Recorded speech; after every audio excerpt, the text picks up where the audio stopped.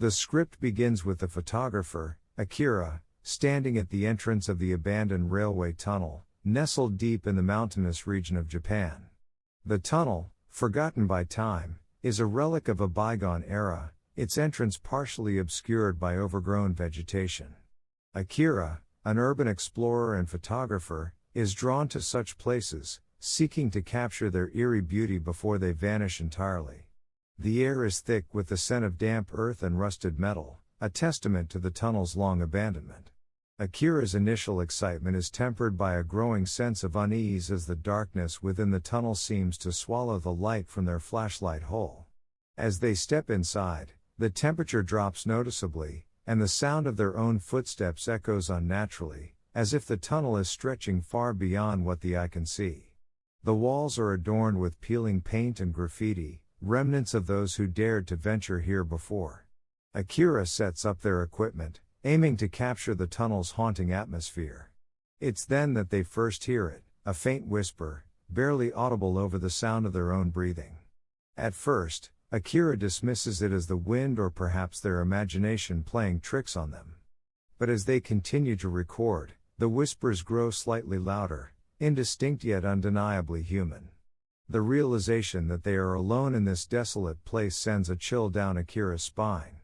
The whispers seem to come from all directions, making it impossible to pinpoint their source. Akira's heart races as they try to rationalize the phenomenon, but the more they listen, the more the whispers seem to form words in a language they cannot understand.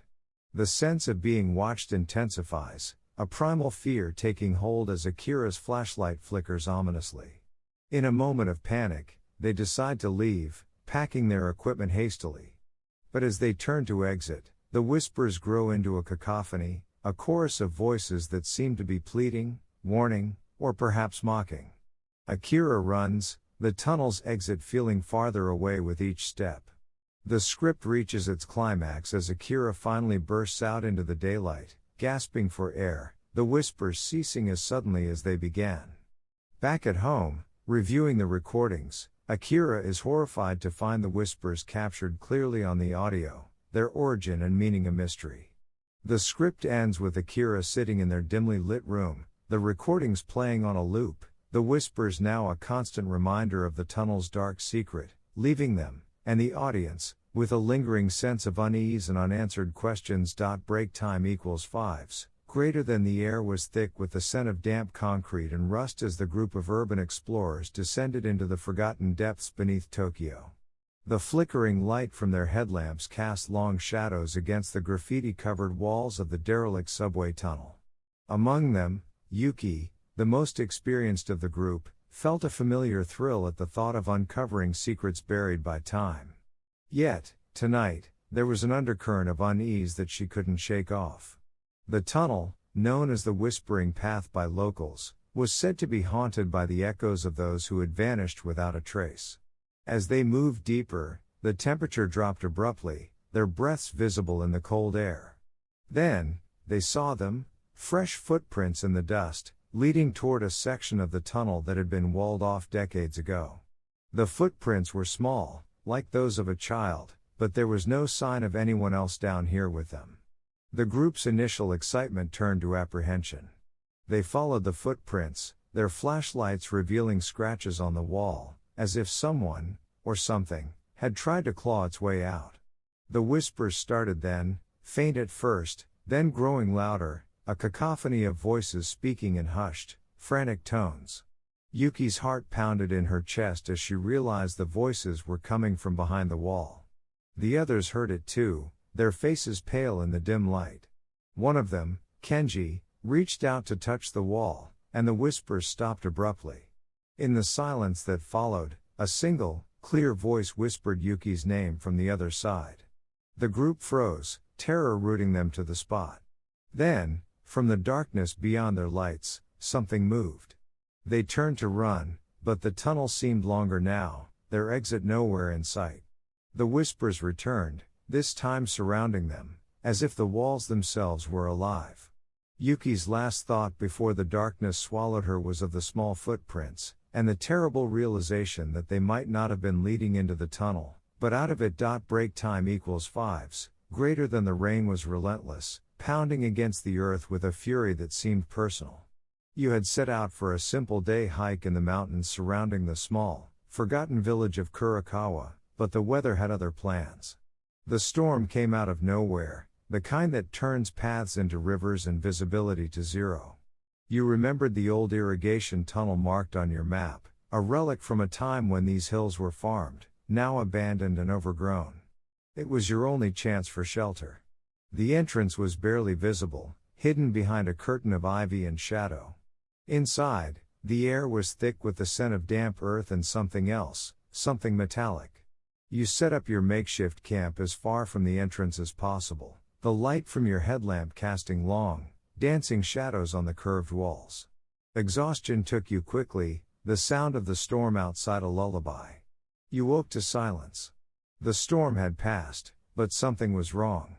At first, you thought it was the dripping of water, but the rhythm was too consistent, too intentional. Tap, tap, tap. It was coming from the walls, from all around you. Your breath came in short, sharp gasps as you fumbled for your headlamp. The moment the light flicked on, the tapping stopped. The silence was worse. You could feel your heartbeat in your throat, your skin prickling with the certainty that you were not alone. You swung the light around, but the beam only seemed to make the darkness beyond it deeper. Then, a whisper. So faint you might have imagined it, but it sent a chill down your spine. It wasn't in any language you knew, but the intent was clear. It was warning you, or maybe welcoming you. You packed your things with shaking hands, your instincts screaming to get out, to run. But as you turned towards the entrance, your light caught something on the wall. Symbols, carved into the stone, fresh enough that the edges were still sharp. They hadn't been there when you went to sleep. That was when you realized the tapping hadn't stopped. It had moved. It was behind you now, closer. You didn't turn around. You ran. The light from the entrance was a lifeline, but the tunnel seemed longer than before, the air heavier. You burst out into the daylight, the sun blinding after the darkness. You didn't stop running until you reached the village, where the locals took one look at your pale face and shaking hands and nodded, as if they'd been expecting you. They wouldn't speak of the tunnel, only warned you not to go back. That night, in the safety of a crowded inn, you thought you heard it again. Tap, tap, tap. But when you looked out the window, there was nothing there. Or so you told yourself. The map was gone the next morning, and with it, any proof that the tunnel had ever existed.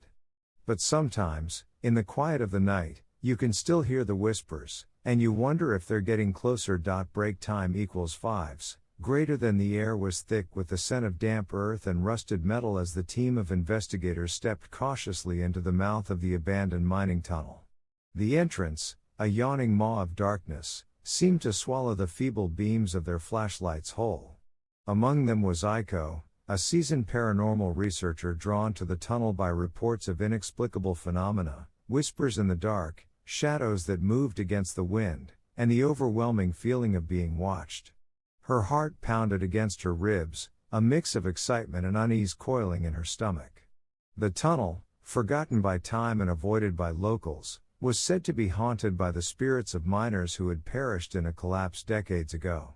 Aiko's motivation was clear: to document the unexplainable, to give voice to the voiceless. But as the group ventured deeper, the temperature dropped abruptly, their breath visible in the cold air. The first sign of something amiss was the flickering of their equipment. Cameras glitched, audio recorders captured only static, and the EMF meter spiked erratically. Then came the whispers, indistinct at first, like distant echoes, but growing clearer, closer. Aiko's skin prickled as she felt a warm breath on the back of her neck, yet when she turned, there was nothing but the empty tunnel stretching behind her. The others reported the same sensation, their faces pale under the dim light.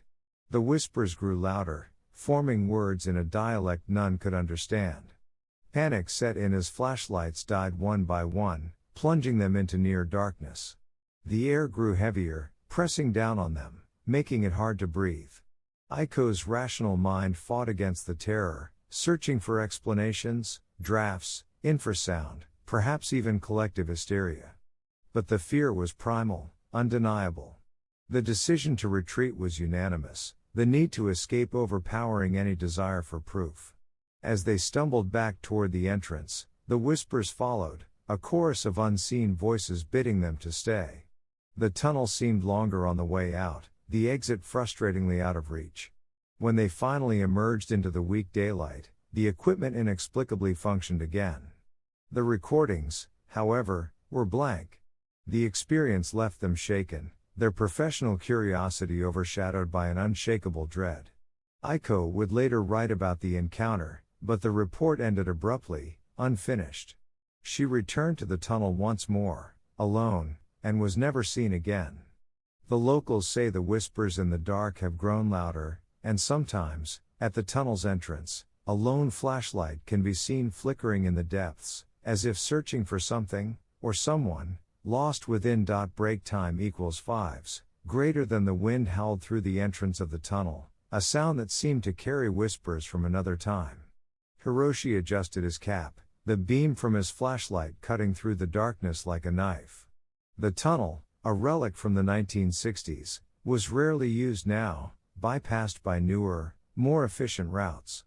But it still needed maintenance, and that was Hiroshi's job today. He had been working these tunnels for over a decade, but something about this one always sent a shiver down his spine. Maybe it was the way the light seemed to die just a few meters in, swallowed by an unnatural darkness. Or maybe it was the stories, the old tales of workers who had gone missing in these tunnels, their voices sometimes heard echoing in the dead of night. Hiroshi shook his head, dismissing the thoughts as mere superstition. He had a job to do.